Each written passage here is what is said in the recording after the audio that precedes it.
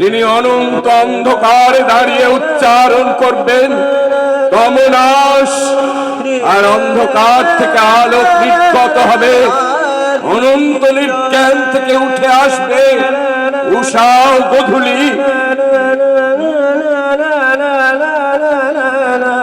কুশল হোক তোমাদের হে জল, হে অরণ্য, হে মৃত্তিকা, কুশল হোক, কারণ আজ থেকে এই কথাগুলি আমার রইল না, ভেসে চললো আকাশে ও জলে।